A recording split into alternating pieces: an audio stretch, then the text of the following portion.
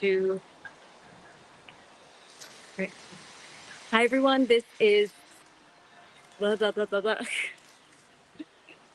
Oh my gosh, sorry. Hi, everyone. This is Unleashed with me, Scarlett Johnson, presented by Moms for Liberty. And as you can see, I am standing outside of the United States Supreme Court. You can see behind me. You can also see that my hair is getting frizzy by the minute because it's raining and it's really humid. But that's okay because it's worth standing out in the humidity and the rain in order to await two very important decisions that could be coming out any minute now.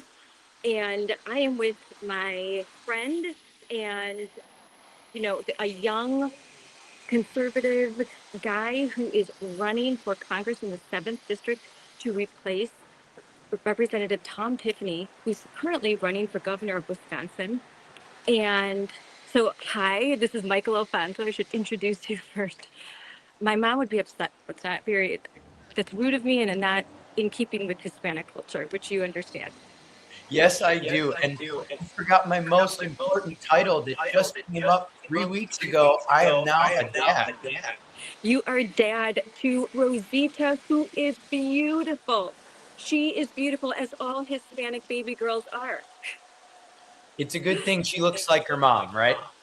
She's gorgeous. She's gorgeous. I can't wait to see her in person next week. We're going to be at the same event, and hopefully baby Rosita will be there because I just can't wait to. I just love babies. It's been a while since I've held one, and she's just adorable. So let's talk about that first. And I'm just going to be kind of, if you see me wandering, I'm keeping up with the announcements of decisions. So maybe we break something like, but so we're going to jump right into, did Evita go into labor early or was it right on time? What happened? Yeah, so we had this amazing plan where we were going to have an induction on June 1st. It was a time where I had a little bit of time off. You know, the campaign trail can be really busy. And our baby Rosita showed us that she's actually in charge, as will be in the future as well, I'm sure. And on May 26th, Evita started going to labor. At about 11 o'clock at night, we drove to the hospital, we got her there, and Rosita came out healthy, happy on May 27th at 3 p.m. on the dot. Oh, wow. So, and was the labor pretty easy or was it longer? Yes. So, this is one of those questions. So I've been endorsed by MAHA, and I love them. I kind of lean towards telling Evita not to do the epidural. But her mom said, don't be a hero. Just get the epidural. And it went amazing. Evita said it was really a beautiful experience. I was nervous the whole time. I didn't know what I was going to do, but it was really a life-changing experience. You see your wife go through that, you realize just how amazing these ladies are, and that every single person came into the world the same way. And I've been joking about it on the campaign trail. I was always 100% pro-life. I think I might be 200% now. I'm not really sure how that works out. I know once you have like that, the baby and you're holding her in your arms, I remember I have 5 children. Those were the 5 best moments of my life. Now, my first child, I did not have an epidural, and every child after that was like, I'm definitely getting one. So if you get it at the right time, it doesn't slow down delivery. And yeah, so I'm no judgment here for that. Sometimes you can do it, sometimes you can't, but I think if I were to get my wisdom teeth pulled, I would want to have some anesthetic. If I'm going to have a human being come out of my body, I will take that epidural. Yeah, I think it's a very wise thing to do. Yeah, very smart. So how has that changed you? I love talking to new parents because you have an idea of what it's going to be like, and then you actually become a parent and that baby is in your arms and suddenly like, I am responsible for this human life. How has that changed you already? Yeah, it's that sense of responsibility, kind of like what you said. on the campaign trail, you have a lot of late nights, you know, you're driving home very, very late. Sometimes, you know, Evita would tell me, just get a hotel. Don't come home. Don't risk driving home through all the deer. And now I think about it and it's like, what happens to my family if I'm not here? It's a really, it makes you think about, you know, just how much any little decision can affect your entire family. And I'll tell you what, it really makes you care about the future of the country. You know, I really cared about what might happen to, you know, young people in 20, 30 years. But now, I mean, especially, you know, the things going on at the Supreme Court right now, the rulings about all of the different issues with boys invading girls' areas. You know, I just had a daughter and wow, it does feel very different after having a baby. That's my next question, because right now I'm standing here, we're waiting, I'm looking right now, there's 17 more Supreme Court opinions expected. Two of them are going to be landmark decisions about Title IX and whether or not states can say that sports are going to be segregated based on sex, that there's going to be males, there's going to be female, only the two binary, and that 27 states have those sort of protections on the books, and there's ACLU and other groups that are suing to prevent that. Now that you have a daughter, how do you feel differently? Do you feel stronger about your support for Title IX? Yeah, you know, Title IX is a really interesting one because it was written originally by the original feminist movement to protect women. And it's, I don't know if I guess ironic that now new wave feminism, these women that say they care about women, they're using Title IX in order to destroy women and their sports and their spaces. And, you know, I just think there's only one way the Supreme Court could rule on this. It's to protect women's sports. Because if they don't, why do we even have different sports or Title IX in general? Why do we have separate funding? If we're just going to allow men to be in anything, why have two different ones? Yes, that is what I have been saying. If there isn't a binary, then Title IX doesn't exist, because Title IX protections go far beyond just sports. I had just been talking to Kim Herman with the Southeastern Legal Foundation about this, and Kristen Wagner, who's the president of Alliance Defending Freedom, he said the very same thing. This goes way beyond sports, although sports, that's very important, and the definition of biological sex is important, but this is about the interpretations of the Equal Protection Clause and whether or not gender identity is going to be this classification that gets extra rights. And if the court were to decide that yes, they can, this is going to have huge implications, and it's going to really hurt women and boys. Because remember, a part of President Biden, when he wrote a 1,500-page Title IX rewrite, well, actually, he didn't write it. Whoever was actually running the White House while he was like sipping Jello wrote it. There were limitations on freedom of speech that applied to the boys, to the football team. If they were to misgender somebody that identified as trans at a party off campus, off the high school campus, they could still be dragged before the counselor, the Title IX administrator, and expelled. That could go on a permanent record. So this compelled speech component has everyone, and I think the unfairness of removing the protections for biological girls and inserting anyone who just says, I feel like a woman today, it violates federal law. It violates Title IX as it was written in 1972, and it should not stand. And most are expecting a good decision today. It's just how good. Yeah, you know, I hate to get so partisan, but it seems like the Democrat Party has had a problem with truth for a while now. You know, and it's not just the Ilhan Omar with some of the Somalian fraud or the quality leering centers. It's the actual truth of biological reality. And when we have a government that can't even acknowledge that there's differences between men and women, boys and girls, it begs the question, what right do they have to decide anything? I mean, if you can't even get the simplest truths right, how can you decide what the tax code is, or how we're going to handle AI or data centers? I mean, there are so serious questions out there. If you're flubbing the gender question, you have no responsibility. You have no right to decide anything else. So you're running for Congress, so let's steer it in this direction. There's very few things the federal government can do and that we want them to be empowered to do when it comes to imposing their will on states. However, in this situation, Congress could define Title IX, specifically define sex.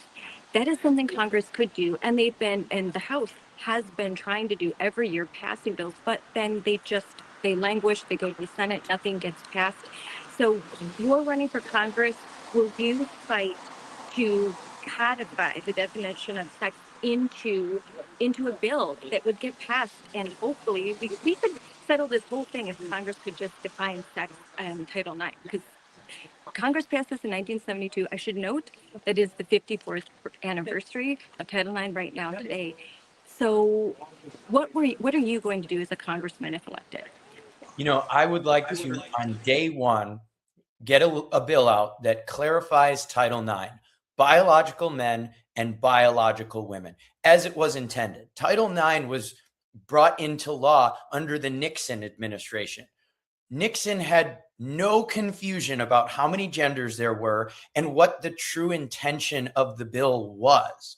So I think it's a very simple solution. We just say biological men and biological women. And this is such a popular thing in American politics, not just Wisconsin politics.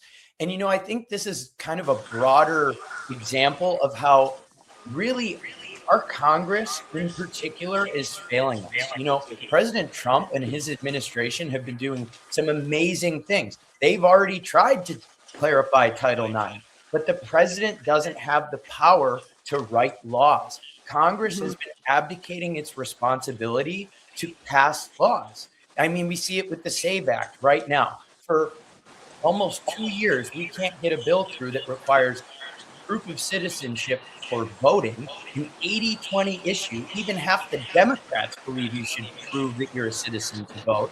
We can't get it through.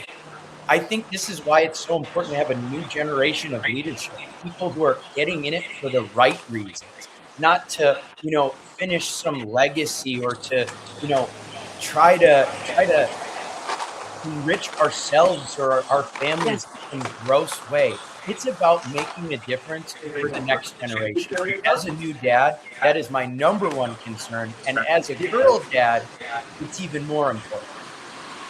And so I want to speak to that you have family members that emigrated here. They were from Cuba, where they were persecuted, and this is a Marxist, communist society. They came to America to escape the tyranny, the oppression, the lack of opportunity, the stifling of free speech. There is no free speech in Cuba. So does protecting the United States, Western civilization, our Constitution, is that really meaningful for you because you have ancestors that know what it's like to not live in a free society? Yeah, it really hits close to home. This is that Marxist vein of the left wing that we're seeing, the hatred of truth, of American values, faith, freedom. And I grew up hearing all of these horrible stories about what happens when people sit by and let it go on. And it ended up with my grandparents coming to the United States, which, in the end probably wasn't the worst thing in the world. But here's the problem. In the United States, we don't have a different country to run to. The Cubans could come to Florida, and even Chicago at the time wasn't that bad. That's where my granddad went to. We don't have anywhere to go. This is the last stand. And if we lose freedom here, we lose freedom across the entire globe. We have to start acting like what we do really matters. That's a dilemma.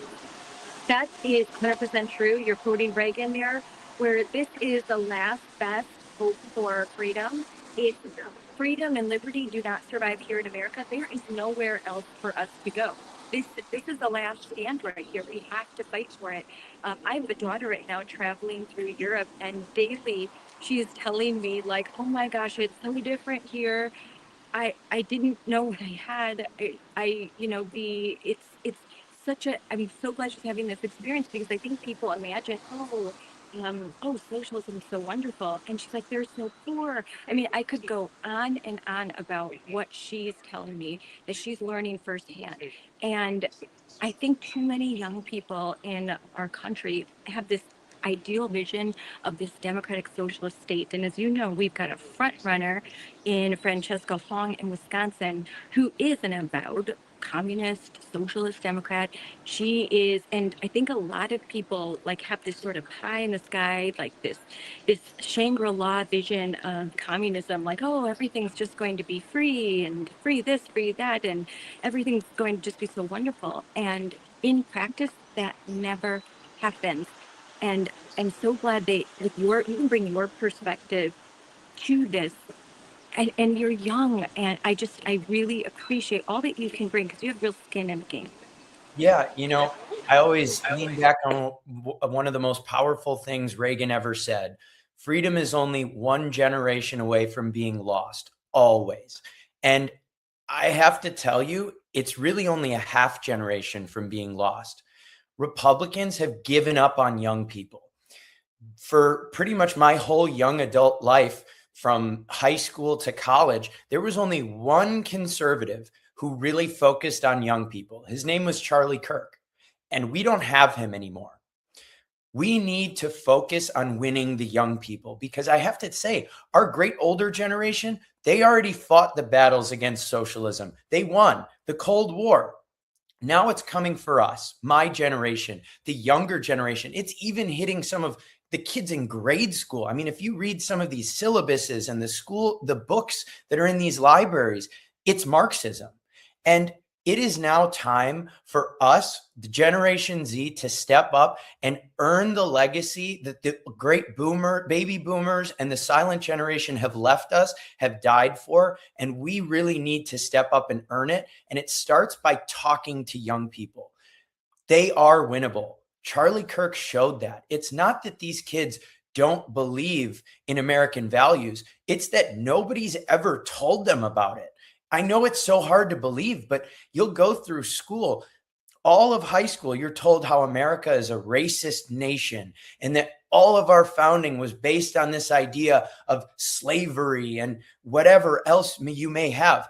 The truth of the matter is, in 1776, for the first time in the entire world, we said all men are created equal. Now, it might have taken us a while to actually live up to that, but we started something that we cannot lose today, now in 2026. Again, I'm going to go back to my daughter that just traveled through Athens, Greece, and they spent 3 days. This is part of a school trip, and they're learning a lot of history. And a lot of kids, she said, in her grade, and these are going to be seniors, said that they were shocked to learn that the majestic buildings, 3,000 years old, the remnants of them, they were astonished to learn they were built by slaves. They were astonished to learn, like, wait, Greece had slavery? So there was slavery in Europe, and they are so conditioned to think that America is so evil. And slavery is evil. It's horrible. But they didn't know that they thought America was the only country that had participated in this evil practice. They didn't know for thousands of years this was kind of a regular mode of operation in early civilizations. They conquer, and that conquer group, they would turn into slaves. And it's horrible. It was a horrible practice when they learned about the caste system and the way that even though we idealize the early Greek Athens, because they first democracy, great, all good things, but to understand overcoming slavery, this was part of the human condition until very recently, and that it was Western civilization, it was England, it was America that finally said no more. And it was Christians that led this fight every step of the way. Yeah, that's the thing that I think we've lost the most in my lifetime is our tie to our Christian faith. Our country was founded as a Christian nation. The only reason that it's not enshrined in our Constitution was because almost every single one of the 13 colonies already had it in the state constitutions. We need to get back to our Christian roots. And I hate to say that the Supreme Court made a mistake, but I really think they did when they talked about the separation of church and state. The idea of that ruling wasn't to keep the church out of the state. It was to keep the state away from the churches. And we cannot deny, if you look at the back of any dollar bill that you have, in God we trust. It is our motto, and it's something we need to get back to. All of these questions of what is truth and where is the right direction for our country, it's already been answered for us. There's no need for experience or figuring out some new idea. It's already been answered. It's through thousands of years of Christianity. I know that you and your wife, Evita, I want to say hi. You are very devout Catholics, devoted to your faith, and very devoutly pro-life because you value the human person. You see value in humanity. There was a post, a tragic post just a few weeks ago that completely devalued human life of children born with Down syndrome. The post that you and Evita and your mother-in-law Rachel posted made me cry just about every time. And I want to applaud the stand that you took because this is what more young people need to see. I want you to talk about that gut punch when this very, very they're influencers, they have huge followings. When they basically put out a post saying, yeah, it was inconvenient to have this baby and it wasn't perfect, so it didn't fit our lifestyle. How did that make you feel? How did it make Evita feel? Who's like a second mother to her sister? I want to hear. I want you guys to talk about that because it was really impactful for me. Yeah, and I have to say that, especially with the Down syndrome thing, it really hits close to home, and it shows you just how good the propaganda machine is that young people go through. I will never forget when Evita told me that her mom was going to have a baby with Down syndrome. Remember, I'm a Catholic. I was raised a cradle Catholic. I am still a Catholic to this day, very practicing. When I first heard about it, immediately I said, oh no, this is a horrible thing. I don't know what you guys are going to do. I didn't consider abortion, but honestly, it hit me like, wow, this is going to be difficult. And I cannot believe right after she was born, seeing how amazing she was. And to this day, how she's probably the best Duffy. She is just so amazing. She's always happy. She's always talking to someone, playing with someone, just how amazing her life is. The idea that people have almost eradicated Down syndrome. It's not like they've found a cure. They're murdering these babies. And that's why I think it's so important to get out and say something about this, because truly, most people don't know that Down syndrome is actually an amazing blessing. There was actually a study done. I forget, I think it was in like 2016. They went around and they asked so-called normal people, how are you happy with your life? About 49% said that they were happy, less than half. They also went and asked people with Down syndrome, are you happy with your life? 98% of them said they are happy with their life. How can you possibly, in good conscience, kill these people? That's what it is. And having people that understand this battle and talk to people. I know that if someone were to get this diagnosis, that it can be a really scary thing. But that's why it's so important to have a culture that tells you, number one, being a parent isn't about you. It's about giving up of selfishness. It's about your child. But number two, that it's actually might be more of a blessing. Truly, like Evita and I talk about it. Maybe one day we'll get lucky and have a Down syndrome baby. When I see the videos and the posts of little Valentina, she is just like a ray of sunshine. Always happy, just so loving, so caring, and so much deserving of life. She brings joy to everyone she touches. She has a full life, and I know that you guys wouldn't even know what the world would look like without her in it, the big hole. And I have a sister-in-law who has intellectual disabilities, and it's the same thing. Katie is just a ray of sunshine, and she's my husband's the youngest. She is the second. She is always, she has the heart of a 10-year-old child. She's always loving. She is so sweet, so kind, so aware. She loves pictures. She bowls. She participates in the Special Olympics. She has a life, and she is loved. And to be honest, my in-laws, like, they have a sense of purpose. They have, when having her with them, I think has expanded their lives. So I just, for me, it was personal as well as I had someone I love in my life. And I am so glad that they were not allowed the opportunity to live. And that, to be honest, with all of my pregnancies, I had 2 miscarriages, so I had 7 pregnancies. I never once took that test that they say, hey, there's a test that they open at amniocentesis, because don't you want to know? And I just look at them and say, no, because it doesn't matter. Whatever that test says, this is my child, and I'm taking care of it.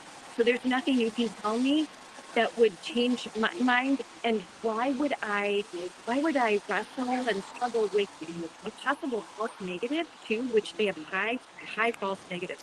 So the half of my pregnancy, I could be concerned or worried or thinking about something that I don't need to. Whatever happens, whatever challenge comes my way, my husband and I were ready to take it on, because this is our baby. Absolutely. And I had, again, just have to say, our founding fathers knew this. They said to protect life, liberty, and the pursuit of happiness. And there's a reason why life came first, because there is no liberty and there is no pursuit of happiness without life. If the founding fathers heard what we were doing right now, they would say, why did we even have this revolution in the first place? It comes back to, what is the point of government? Understanding why we have this government. It's not for free stuff. It's not to make people's lives easier. It is the protection of innocence. When we don't protect children with Down syndrome inside of someone, what is the government doing? And then it also comes back to protecting girls in sports. Our young girls in high school talk about innocence and vulnerability. I mean, the government is not protecting the most innocent in our society. We need to do something differently. Yes, I was here in January, standing right where I am now, when oral arguments were given for both of these cases, Kentucky Little and West Virginia versus BPJ.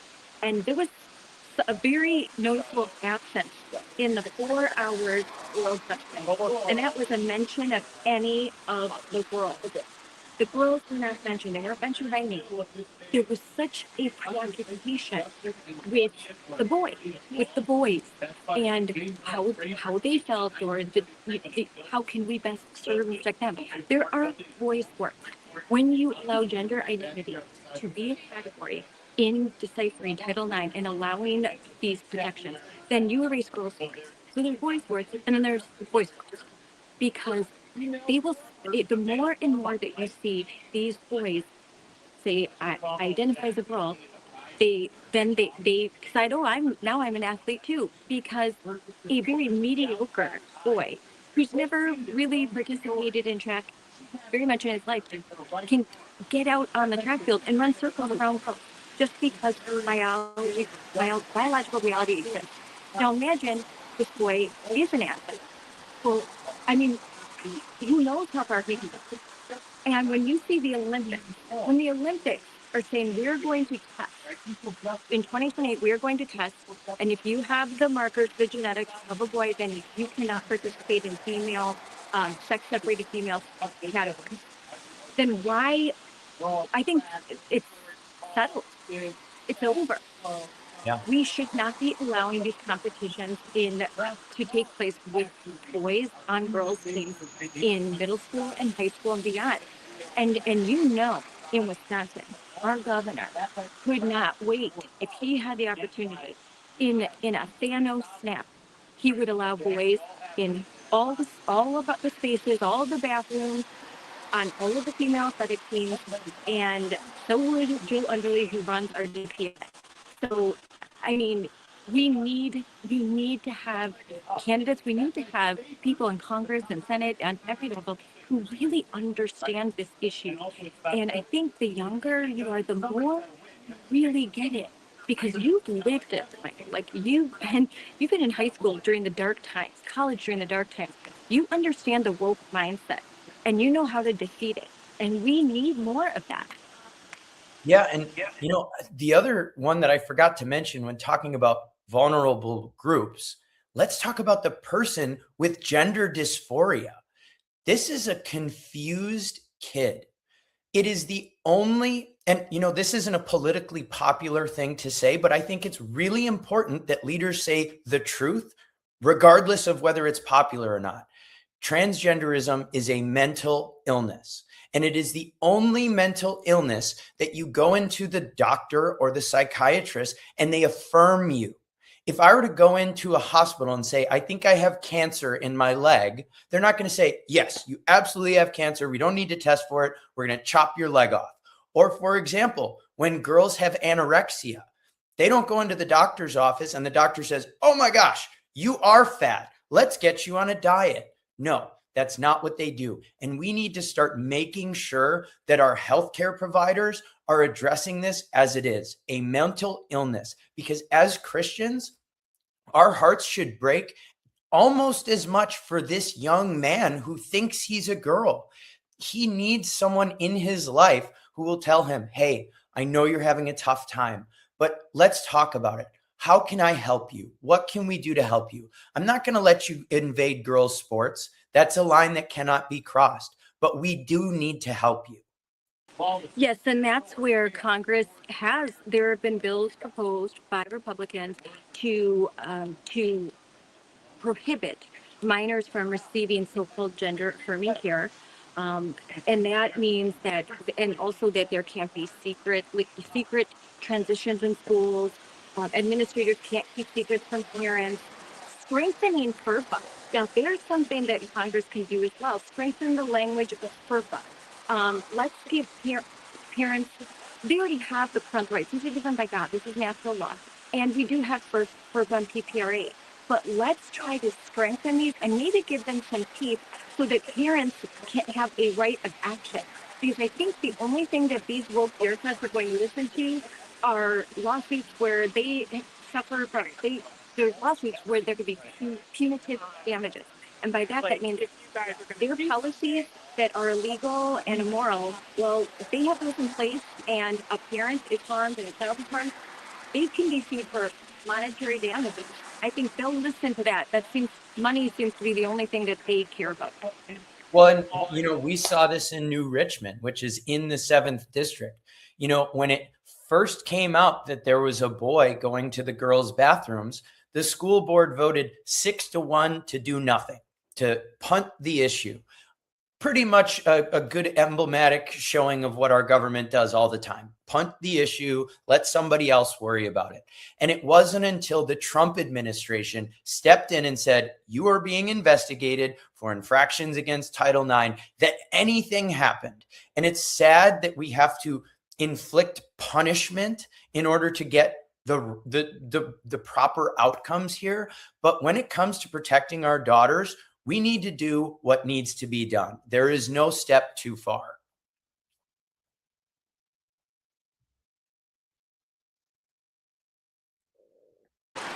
Sorry, I was holding up the umbrella to block the rain for a little bit.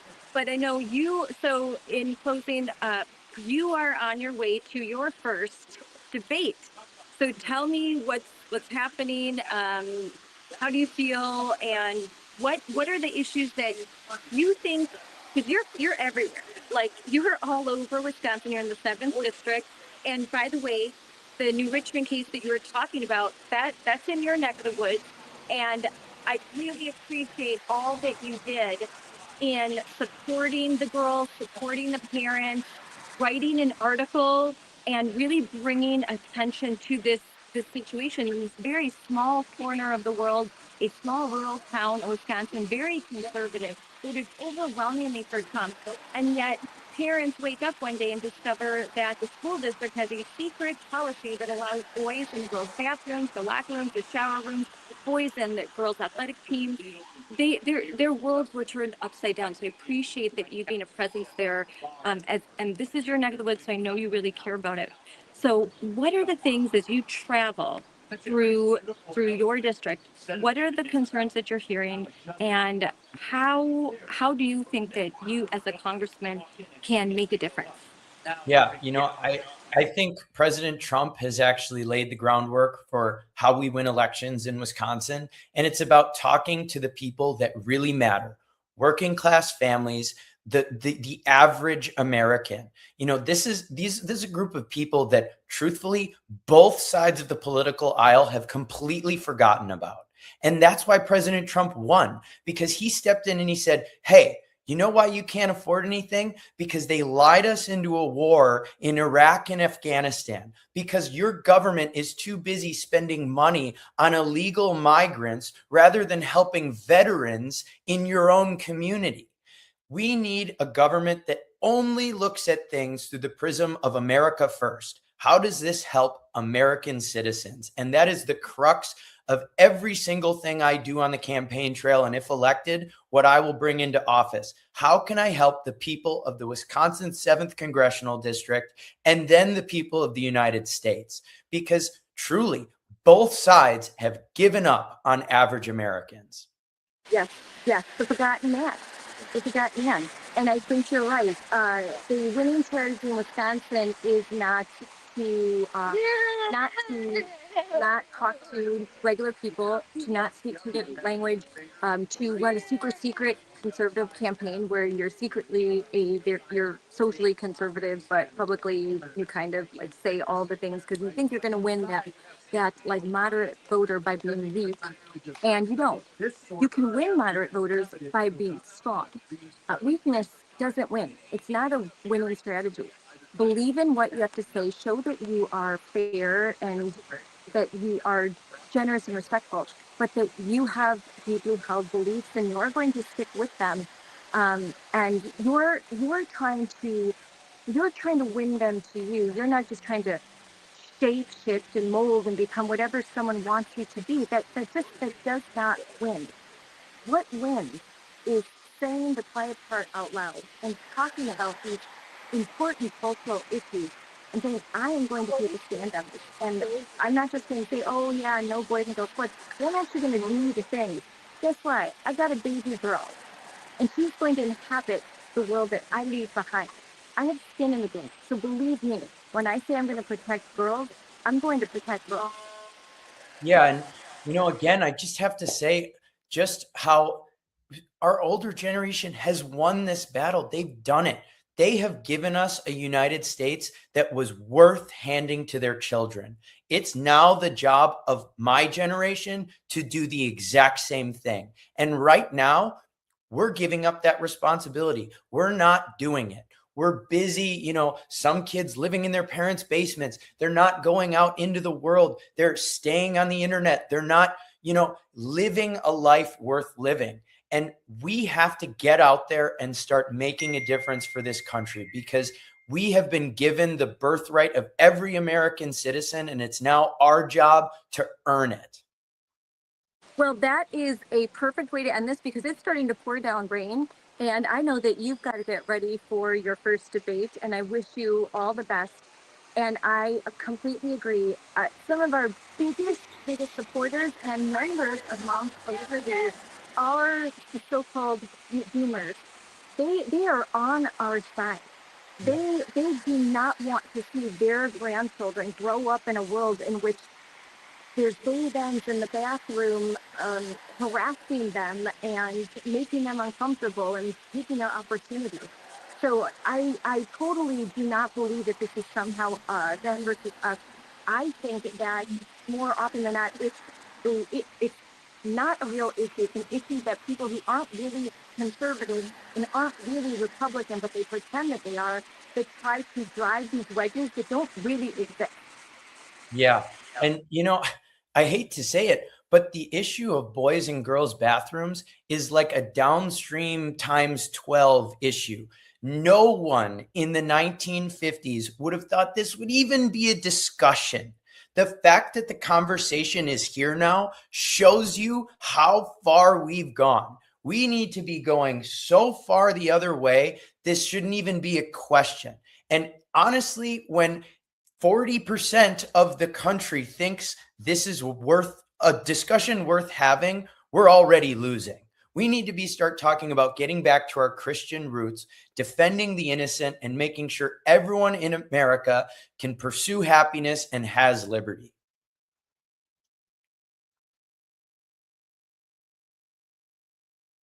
I think you're muted. Thank you. Thank you, Michael, so much for coming on. And so there is no decision on those two cases that will be coming out today. So now we're going to wait again until Thursday. And I'm really happy to hear your vocal support. And I know that we need to see more representatives talk about this issue, because I think we wouldn't be where we are now if 10 years ago we had more conservatives and Republicans fighting and talking about this issue. I know I was asleep at the wheel. I had no idea what was going on. But now I'm awake and now I'm here. And it's my job now to make sure that your generation and your children, you have a country left when I am gone. And I have to do everything I can to help. So I really appreciate all that you're doing. And I appreciate the sacrifice that you and Evita and now Rosita are making by stepping up and saying, I am going to do the thing. I'm going to run for office. I am going to be a public servant. It's hard work, but I'm willing to do it because this is the way that I can make a difference. So I really appreciate that. Well, thank you so much for having me on. And, Scarlett, it's always an amazing opportunity to go on the best journalist show in all of Wisconsin. So thank you so much. And if anyone wants to get involved and help out with the campaign, get a yard sign, any of the fun stuff, it's alfonso4wisconsin.com. And there's a link all the way at the bottom of the page how to get involved. And if you're in Wisconsin and they want to go meet you personally, they should go to that website, and you are at all the events. And I guess we should talk about, we're going to be at a joint event this Sunday, and that's going to be in New Richmond, Wisconsin, a Faith Family Freedom event. I'm really excited about that. I'll post I'll post where that is in the links, but that is going to be, I believe, 3 o'clock on Sunday. And if you go to my social media or Michael's social media, you'll see we're all like, there's a bunch of different speakers. But I think there's probably like 20 speakers. And so I'm speaking on behalf of Moms for Liberty, and I know you're going as a candidate, but it looks like it's going to be a blast, and I'm really excited. Yep. Everything in St. Croix County is always a fun, big event. And I have to say, summer in northern Wisconsin, probably the greatest place to spend your summer in the entire country, for sure. So it's going to be a great event. And I can't wait to see you there, and maybe you'll even get to meet the new baby. I'm sorry, like, more than seeing you, I want to see the baby. I don't blame you. I really want to see that baby. So congratulations. Tell Evita I said hi. Give Rosita a kiss for me, and good luck today. Best of luck to all of the candidates. They're all good people, and I have to say, you're my favorite. Well, thank you. And thank you so much for having me on. Thanks.